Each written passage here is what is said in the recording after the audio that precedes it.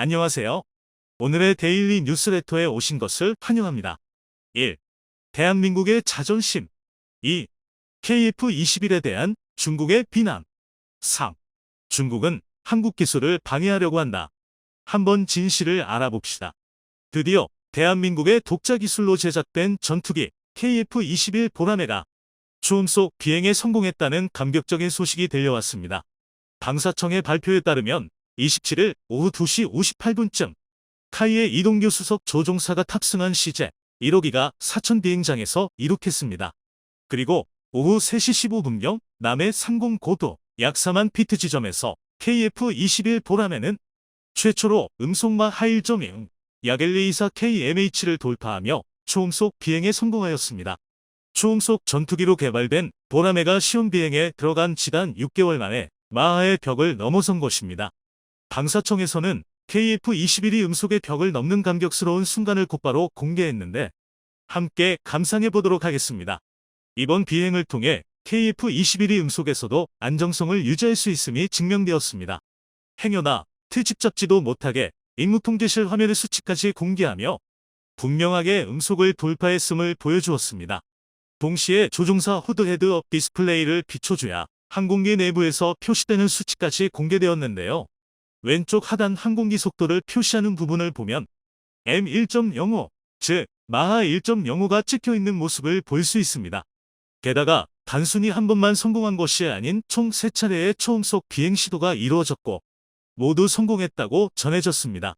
진정한 초음 속 전투기로 재탄생한 KF-21 CJ1호기는 이날 56분간 시험 비행을 실시한 후 오후 3시 54분에 무사히 착륙까지 마쳤습니다.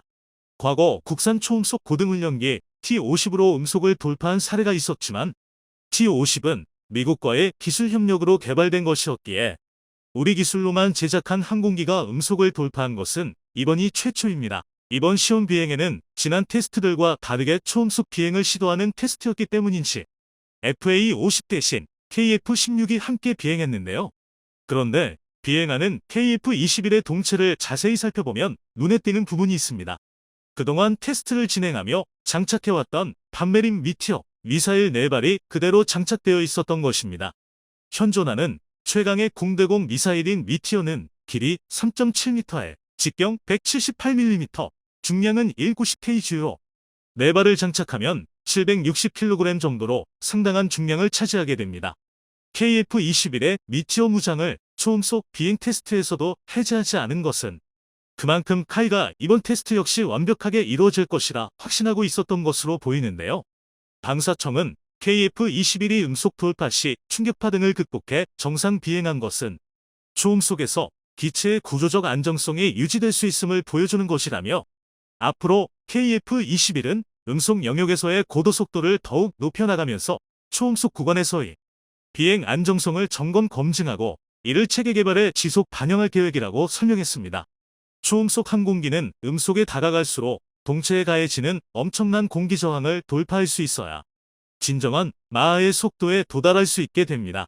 그 벽이 깨지는 순간 폭발적인 충격파가 발산되고 그게 바로 그 유명한 소닉붐이죠.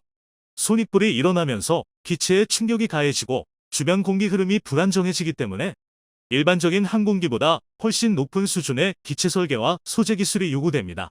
그리고 이번 비행을 통해 한국이 세계적인 수준의 항공기 설계 기술을 갖추게 되었다는 게 증명되었습니다. 게다가 카이에서는 여기에서 만족하지 않고 KF-21의 구조적 안정성을 더 높이는 안을 모색하고 있다고 하는데요.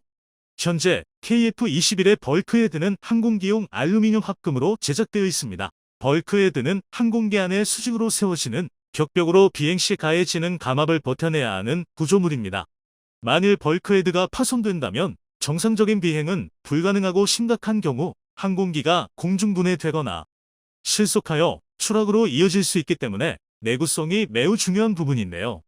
이 때문에 시험용 기체 구조물에 모든 방향에 하중을 가하는 수천 시간의 테스트를 통해 내구성을 시험받습니다. KF-21 역시 시험기 2대를 제작하여 정적 구조 시험과 비행 하중 시험을 현재에도 시행하고 있습니다. 그런데 과거 알루미늄 합금으로 제작된 F-35B의 시제기 벌크헤드가 테스트 도중 문제가 발생했었던 경우가 있었습니다. 당시 8,000시간의 하중시험이 진행 중이었는데 1,600시간대에서 벌크헤드에 균열이 발생했던 것입니다. 결국 F-35B는 항공용 티타늄 합금인 TI-64로 벌크헤드 재질을 교체하게 되었고, 이러한 선례가 있었기에 이후 제작된 대부분의 고기동, 고성능 초음속 전투기에는 알루미늄 합금보다는 티타늄 벌크헤드가 도입되어 왔었습니다.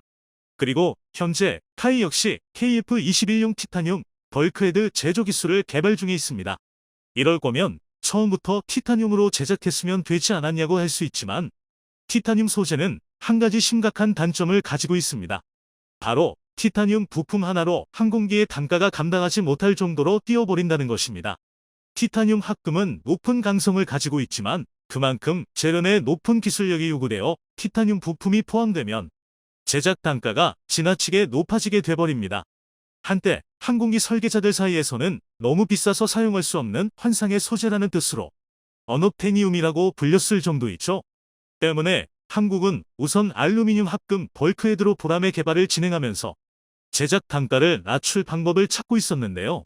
현재 카이에서는 단가가 높은 전통적인 티타늄 단조 및 절삭 공법 대신 3D 프린팅 공법을 연구 중이라고 합니다. 카이 측에서 연구하고 있는 3D 프린팅 공법은 기존의 금속 분말을 사용하는 공정이 아니라 전기 아크를 열원으로 사용하여 금속 와이어를 녹이는 방식으로 작동하는 3D 프린팅 공법 와함입니다.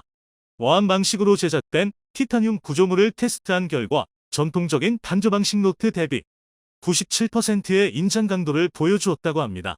이를 통해 제작 비용을 기존 방식과 비슷한 강성을 가지면서도 비용은 120으로 절감할 수 있을 것으로 기대받고 있습니다. 한편으로는 마하 1.8로 예상되고 있는 KF-21의 최고 속도로는 기존의 벌크헤드로도 충분할 것이라는 의견도 제기되고 있는데요. 그런데 카이에서 일부러 KF-21 보라매의 스펙을 축소 발표한 게 아니냐는 의혹이 제기되고 있습니다. KF-21 보라매에는 미국의 주력 함재기 FA-18EF 슈퍼호넷과 동일한 F414G400K 엔진이 쌍발로 탑재되어 있습니다. 때문에 두 항공기 모두 최고 속력이 마하 1.8로 동일한 것으로 알려져 있는데요.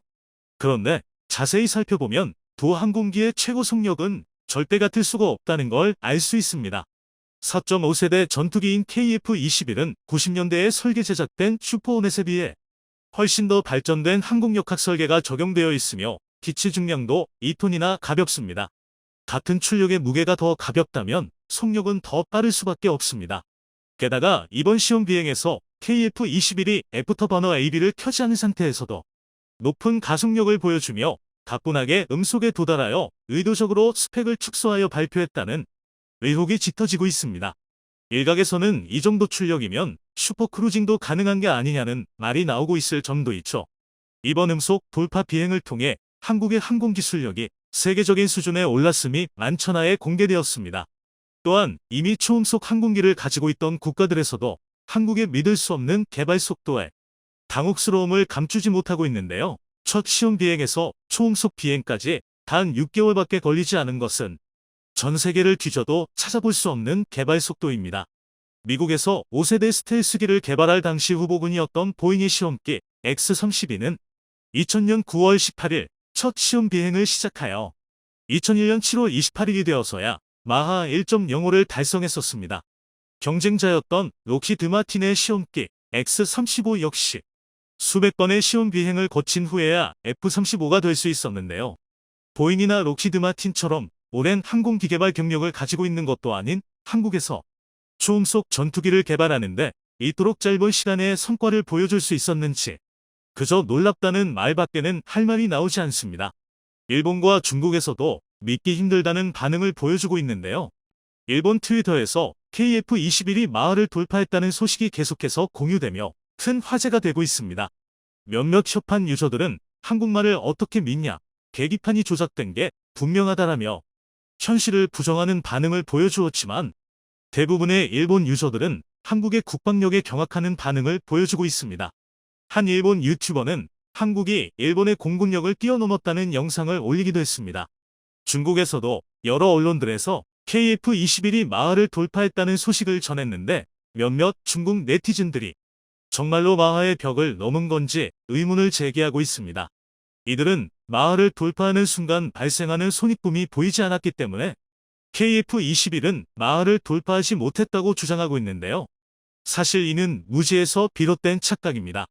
손익붐이라 알려진 기체 주변에서 발생하는 흰 구름은 사실 낮은 고도에서 고속으로 비행할 때 발생하는 수증기 응축 현상으로 진짜 손익붐은 충격파이기에 눈으로 관측되지 않습니다. 게다가 KF-21은 높은 고도에서 마하를 돌파했으니 중국 네티즌들이 말하는 흰 구름이 생길 리가 없었죠. 제대로 된 군사적 식견을 가지고 있는 중국인들은 한국의 도약에 찬사를 보내오고 있습니다. 한국 방산 기술의 눈부신 도약이 어디까지 뻗어나갈지 예측하는 건 불가능한 일인 것 같습니다. 최근 들어 자칭 대국이라는 중국의 정책이 노골적으로 한국과 일본을 겨냥해 불이익을 주면서 누가 봐도 소극적인 행보를 이어가고 있습니다. 한국, 미국, 일본 등을 포함해 전 세계 16개 국가에서 중국발 대규모 확산을 이유로 중국 입국자에 대한 검역 강화와 입국 제한을 유지하고 있지만 중국에선 한국과 일본만 콕 집어 비자 발급을 중단하는 조치를 내리는 등 주변국 길들이기에 나섰다는 전망입니다. 게다가 한국의 설날 명절을 앞두고 중국 정부는 자국민의 해외 단체 여행을 부분적으로 허용했지만 여기에서도 한국만 콕 집어 제외하는 방침을 내놓는 등 대국답지 않은 속 좁은 면모가 드러나고 있습니다. 그런데 이러한 보복 조치로 한국에서 입국을 막은 지 불과 열흘 만에 중국 측에선 한국의 기업과 중요한 계약이나 협상을 할 수 없게 되어 산업계 전반적인 위기를 맞이하고 있다는 소식입니다. 기존에 알려진 바에 따르면 중국 시장은 워낙 크기에 어떤 산업군이라도 자급자족이 가능하다는 인식이 있었지만 최근 중국이 키워가는 가장 핵심적인 산업 분야에 한국의 도움이 없으면 안 되는 분야가 나오고 있는데요. 관련 소식을 자세히 알아보겠습니다. 얼마 전까지 역대급 후원기를 자랑하던 메모리 반도체 분야는 2022년 단 몇 개월 사이 급격한 냉각기에 접어들면서 주요 메모리 업계는 긴축 경영을 이어가고 있습니다. 메모리 반도체는 한국의 삼성과 SK하이닉스가 전 세계 점유율의 70% 이상을 차지하고 있기에 그만큼 우리나라 경제에 작용하는 영향이 크지만 우리나라만큼이나 영향을 많이 받는 곳은 바로 중국입니다. 중국은 전 세계 메모리 반도체 소비량이 1위인 국가이지만 반도체 자급률이 7%밖에 안 되는 나라답게 대부분의 메모리 반도체를 한국으로부터 수입해 사용 중이며 지금처럼 불안한 메모리 시장은 중국의 고객사들에게 큰 영향을 주고 있습니다. 먼저 미국의 마이크론은 기존에 예고된 설비 투자를 30%나 감산한다고 밝히면서 웨이퍼 생산량도 20% 낮추겠다는 결정을 내렸습니다. 웨스턴 디지털과 키옥시아 역시 낸드 생산량과 설비 투자 분야를 각각 30%, 20%씩 감축한다고 밝혔습니다. 우리나라 SK하이닉스는 예고된 설비 투자의 50%를 감축한다는 발표를 하며 가장 큰 폭의 감축을 예고했는데요. 특히 2022년 4분기엔 1조 원이 넘는 적자를 보면서 엄청난 영업 손실을 기록해 시장에 충격을 주고 있습니다. 경기 침체에 따른 반도체 수요가 감소해 가격 하락에도 영향을 주고 있으며 반도체 재고는 쌓여가고 있어 감산을 결정할 수밖에 없는 상황인데요. 사실 메모리 반도체의 이런 사이클은 주기적으로 반복되는 경향이 있어 업계에선 매우 익숙한 현상입니다. 반도체 가격이 비싸서 생산을 많이 하고 반도체 가격이 낮아지면 생산량을 줄여서 수요와 공급을 조절하는 방식인데요. SK하이닉스는 중국우시에 있는 최대 규모 공장에서 생산 물량을 대략 20% 이상 줄인다는 발표를 하여 중국 현지 공급사들은 크게 당황하고 있습니다. 하이닉스의 이번 전략은 반도체 가격이 떨어지자 생산 물량을 조절하여 가격을 방어하려는 전략이며 메모리 반도체 수요가 가장 많은 중국을 겨냥하고 있습니다. 메모리 반도체 가격 하락에 한국이 생산 물량 감소로 대응하자 중국은 자체 반도체 회사를 가동해 메모리 반도체 수급에 나서려는 상황입니다. 그 중심에 양쯔 메모리 테크놀로지 YMTC와 창신 메모리가 있습니다. 중국 당국은 반도체 한파로 다가올 공급 부족을 대비하고자 YMTC와 창신 메모리의 생산량을 늘리라고 주문했습니다.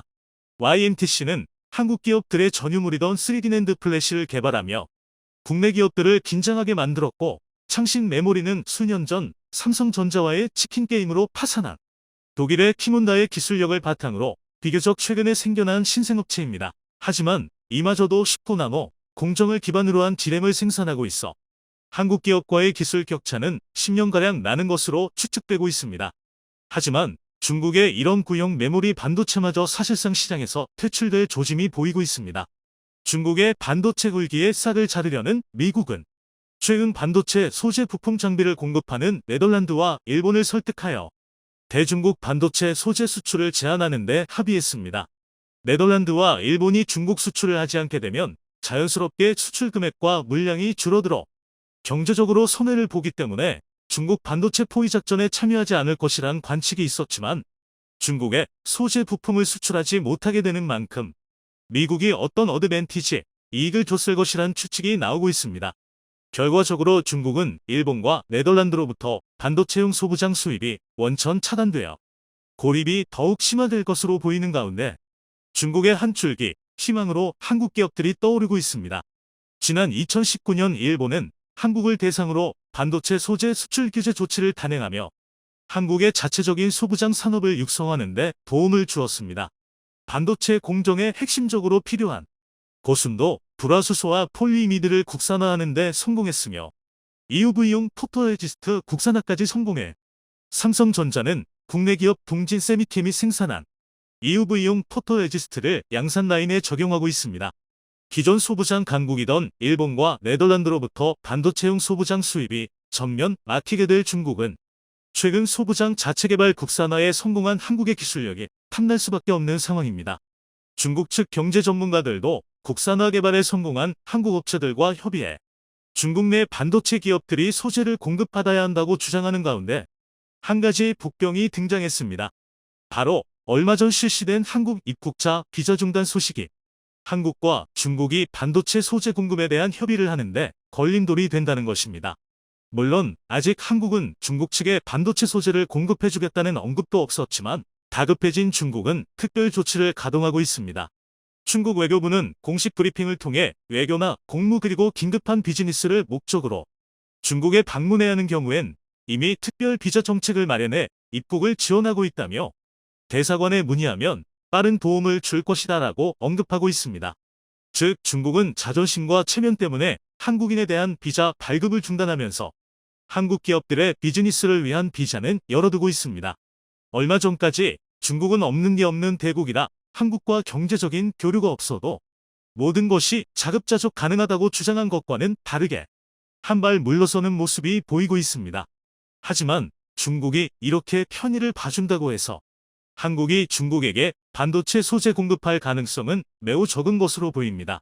제일 먼저 미국 측의 압박으로 일본과 네덜란드가 중국 포위 작전에 동참했기에 직사 동맹에 가입된 한국 역시 대중국 반도체 포위 작전에 동참하라는 압박이 올 수도 있기 때문입니다. 한국으로서 할 수 있는 최고의 선택지는 지금 같은 반도체 불황기에 생산량 줄이고 한 개당 판매 가격을 높여서 경제적 이익을 최대한 많이 보는 것입니다. 삼성전자가 현재 이런 전략을 취하고 있습니다. SK하이닉스부터 마이크론, 키옥시아와 웨스턴 디지털까지 대부분의 메모리 업계가 감산을 동반한 긴축 경영을 시사한 반면 삼성전자 측은 인위적인 감산은 없을 것이며 현재와 같은 투자와 생산량을 유지할 것이란 입장을 내놓았습니다. 대신 중국에 공급되는 3D 낸드 플래시의 가격은 기존보다 10% 인상하는 초강력 결정을 내렸는데요. 현재 반도체 생산 과다로 인해 시장 가격이 폭락하고 있는 상황에 중국에 공급되는 3D 낸드 가격을 10% 인상한다면 중국 측 공급사가 받아들이는 인상 금액은 10%가 아니라 20% 내지 30% 이상이 될 수도 있다는 것인데요. 예를 들어 반도체 가격이 전반적으로 하락했는데 기존 공급 가격만 고수해도 사실상 하락한 만큼의 가격 인상 효과가 있다는 것입니다. 하지만 미국의 반도체 제재로 생산과 공급에 차질을 겪고 있는 중국은 삼성의 반도체가 아니면 도저히 메모리 수급을 맞출 수 없는 상황이라 삼성의 제품이 아무리 비싸더라도 울며 겨자 먹기로 계약을 할 수밖에 없는 상황입니다. 그런데 여기에 또 하나의 악재가 나왔습니다. 시진핑 주석이 집권한 이후 200조 원 이상 투입된 반도체 굴기 예산이 머지않아 중단될 것으로 보이기 때문입니다. 중국 정부는 2025년까지 1조 위안 우리 돈 180조 원가량을 투입해 반도체 자금률 70%를 달성하겠다는 목표를 세웠지만 10년 넘게 막대한 예산을 쏟아부었는데도 불구하고 이렇다 할 결과가 나오지 않는 것은 물론 미국과 유럽의 반도체 제재로 그동안 반도체에 투자했던 모든 것들이 모래성처럼 무너지고 있다는 것입니다. 중국 측 기업들의 연구개발 성과가 부진한 것도 있지만 워낙 대규모의 자금이 투입되는 사업이다 보니 중국 측 고위 관리와 반도체 업체 간의 유착이 발생해 천문학적인 보조금을 빼돌리는 일들이 빈번하게 일어나고 있다는 보도가 나왔습니다. 중국이 지난 10년간 막대한 보조금을 지급한 칭화윤희는 얼마 전 유동성 위기로 파산해 법정 관리에 들어갔고 아무도 칭화윤희를 인수하지 않아 결국 국유화되는 결말을 맞이했습니다. 자본이 넘쳐난다고 생각했던 중국은 3년에 가까운 코로나 대응으로 많은 예산을 소진했으며 추가적으로 미국과의 금리 차이로 인한 자본 유출 방어에도 막대한 외화 소진한 것으로 드러났습니다. 여기에 중국 건국 이래 사상 최대 규모의 부동산과 건설업 위기를 맞이하고 있어 중국 정부도 예산 집행에 한계를 느끼고 있습니다. 막대한 자본을 쏟아부으면 무엇이든 할 수 있을 줄 알았던 중국은 미국과 국제사회의 제재에 반도체 자금률의 꿈은 점점 더 멀어져 가고 있습니다. 2023년 현재 7%에 달하는 반도체 자금률은 2025년이 되어서도 10%가 안 될 것이란 전망이 우세하며 여전히 중국에서 필요한 90%가량의 반도체는 한국과 대만으로부터 수입하게 될 것입니다. 상황이 이렇다 보니 중국이 대만 무력 통일에 더욱 목말라 있는 상황이기도 합니다. 대만은 한국과 어깨를 나란히 하는 세계적인 반도체 생산지로 현재도 중국 기업의 절반가량이 대만으로부터 반도체를 공급받고 있기 때문입니다. 최근 한국 비자를 중단하며 입국을 막던 중국이 자국 산업이 위기를 겪자 중국은 정말 첨단 아이템을 개발하고 있을까? 중국이 세계에 큰 영향을 미치고 있습니까? 우크라이나의 현재 전쟁 상황을 보면 러시아가 우크라이나에 항복했습니다. 곡물 협약에서 탈퇴하겠다는 기존 방침을 바꿔 다시 협력으로 노선을 변경한 건데요.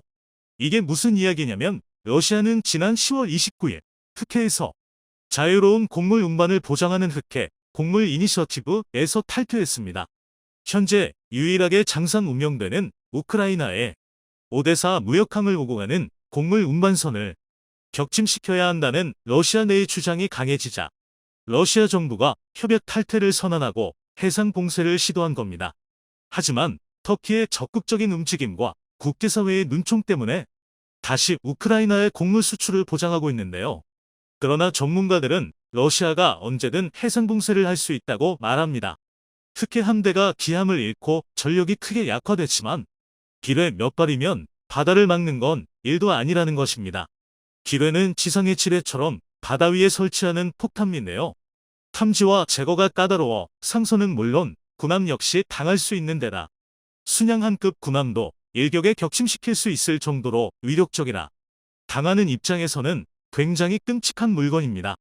이 때문에 세계 최강의 항모전단을 가진 미국조차 기뢰가 깔린 바다에는 군함을 함부로 투입하지 않습니다. 그런데 새로운 개념의 스마트 지뢰가 개발되고 있음에도 기뢰는 그다지 발전하지 않았습니다. 왜냐하면 기뢰는 우수한 봉쇄 무기이지만 살포 수단과 설치 방법이 매우 제한적이기 때문입니다. 그래서 현대 해군에서 기뢰는 반드시 보유해야 할 필수 무기이지만 동시에 방어용으로 밖에 쓸 수 없는 반쪽짜리 무기였습니다. 하지만 이것도 옛말이 될 것 같습니다. 최근 한국의 연구진이 기상천외한 신무기를 개발했기 때문이네요. 그 무기는 바로 하늘을 날아 적에게 떨어지는 활공기뢰입니다. 활공기뢰는 최대 사거리가 100km에 달하는 국산 항공유도 폭탄 KG-기뢰. 기뢰의 장점을 합쳐 개발한 신개념 무기인데요. 기뢰의 여러 단점을 완벽히 개선한 덕에 신개념 기뢰를 이용하면 기존에는 상상하지 못했던 새로운 개념의 해상 공격이 가능해졌습니다. 그러나 이렇게 말씀드린들 폭약을 가득 채운 쇳덩어리를 바다에 띄운다고? 대단해봐야 얼마나 대단하겠냐고 생각하실 것 같은데요. 그래서 준비했습니다. 오늘은 한국이 개발한 신개념 무기활공 기뢰에 대해 알려드리겠습니다. 기뢰는 기계 수뢰를 줄여 부르는 말입니다. 기계 수뢰는 간단히 말해 기계식 장치를 이용해 수상에서 쪽발하는 폭탄이라는 뜻입니다. 기본적인 공격 방식은 해상을 오가는 적 선박을 격침하는 겁니다. 구체적으로는 폭발 방식에 따라 접촉 기뢰, 감은 기뢰, 조종 기뢰가 있습니다. 첫째, 접촉 기뢰는 선박과 충돌했을 때 외부에 있는 접촉 핀이 부러지면서 유폭되는 비교적 간단한 형태의 기뢰입니다.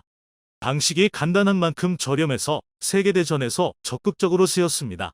둘째, 감응 기뢰는 자기장, 소리, 수압 등의 감응에서 유촉하는 기뢰입니다.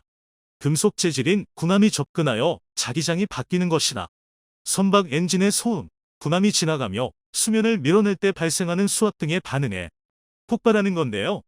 최근 개발된 기뢰는 거의 대부분 이 방식으로 제작됩니다. 셋째, 조종 기뢰는 말 그대로 사람이 직접 조종하는 기뢰입니다. 사실상 설치용 어뢰라고 볼 수 있는데요.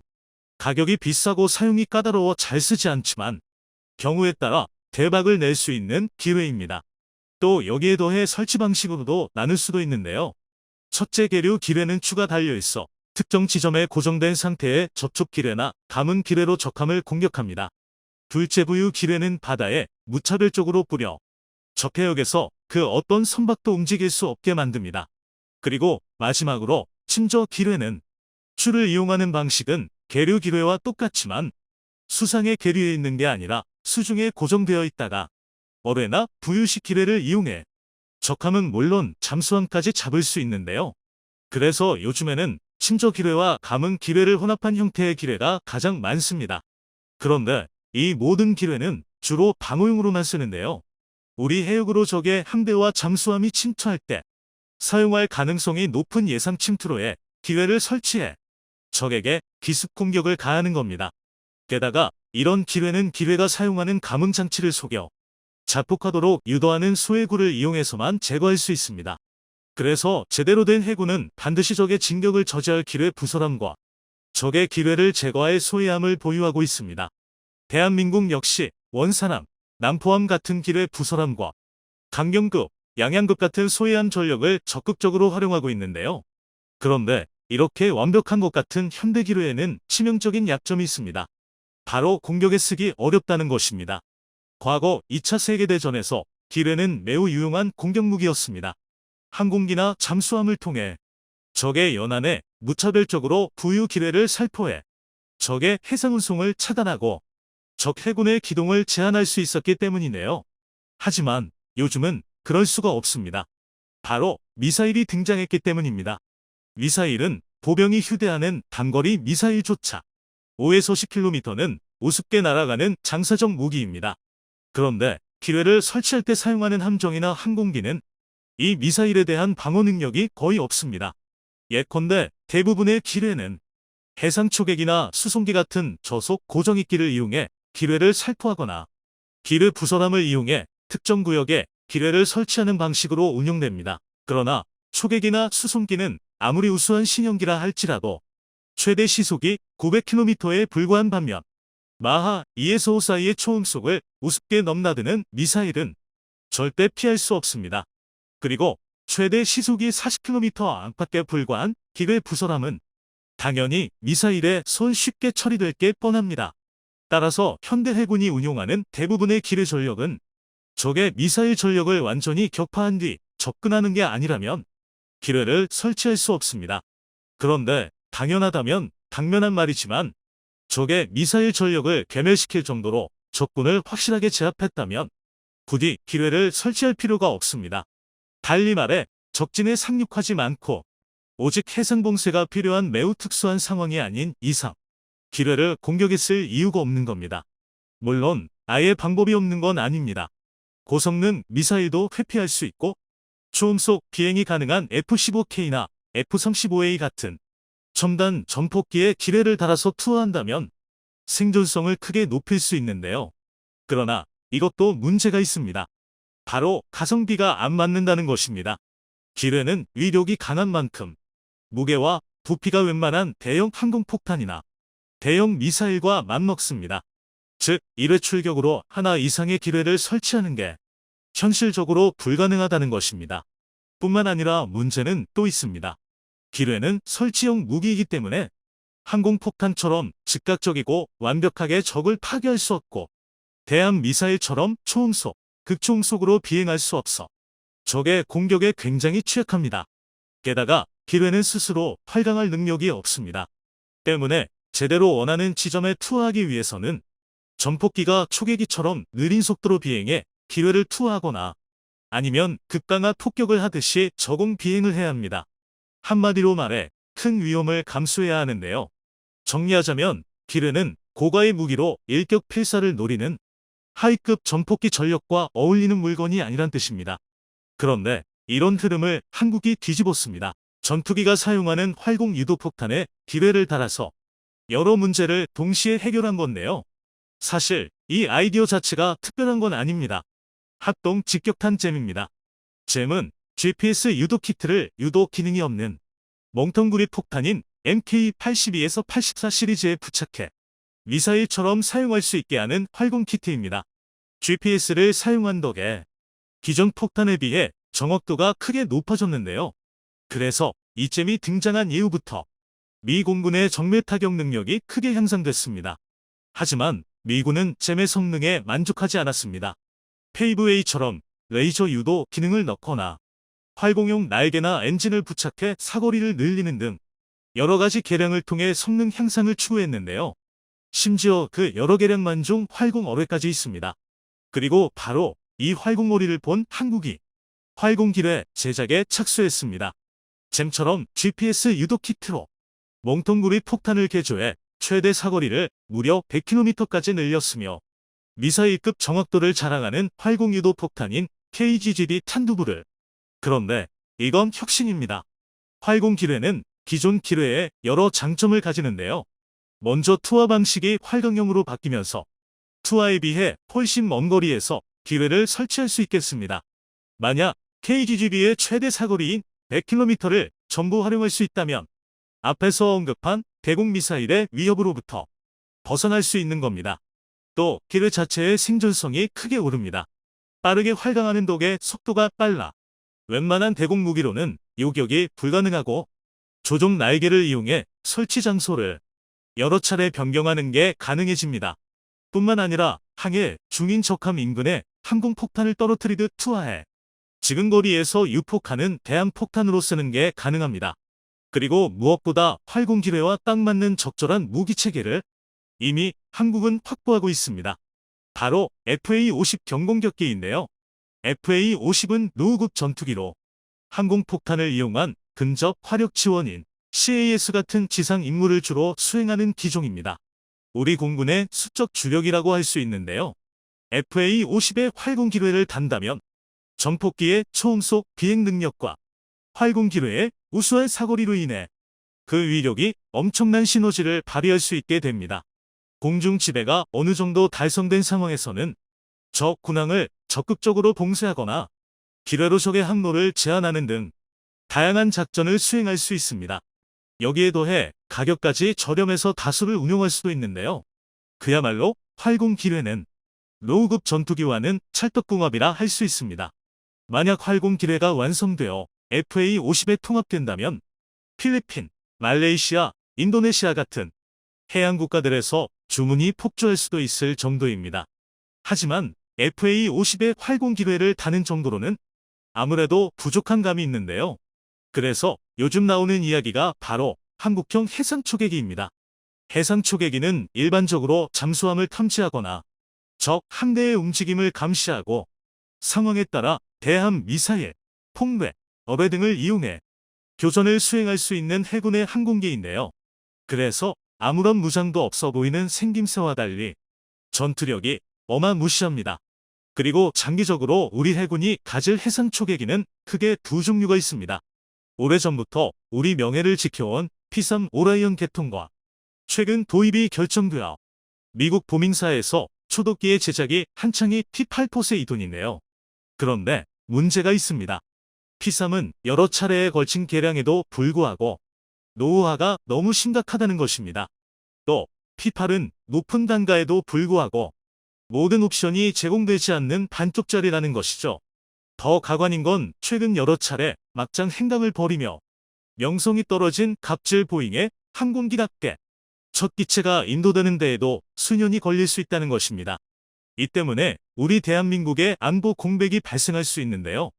그래서 국산 초계기를 개발하자는 주장이 나오고 있습니다. 지난 9월 DX 코리아에서 국민들에게 구체적인 형상이 공개된 수송기를 기반으로 초계기를 만들자는 겁니다.